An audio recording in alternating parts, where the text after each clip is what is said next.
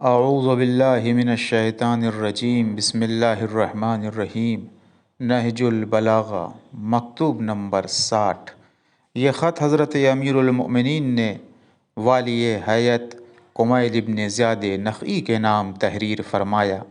اس میں ان کے اس طرز عمل پر ناپسندیدگی کا اظہار فرمایا ہے کہ جب دشمن کی فوجیں لوٹ مار کے قصد سے ان کے علاقے کی طرف سے گزری تو انہوں نے ان کو روکا نہیں۔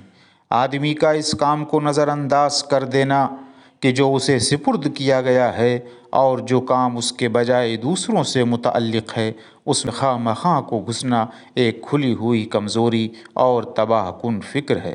تمہارا اہل قرقیشہ پر دھاوا بول دینا اور اپنی سرحدوں کو خالی چھوڑ دینا جبکہ وہاں نہ کوئی حفاظت کرنے والا ہے نہ دشمن کی سپاہ کو روکنے والا ہے، ایک پریشان خیالی کا مظاہرہ تھا۔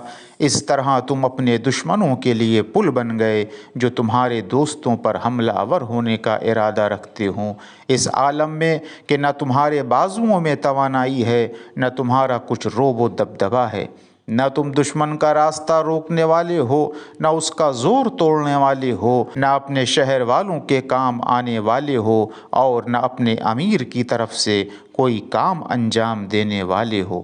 وآخر دعوانا ان الحمد للہ رب العالمین۔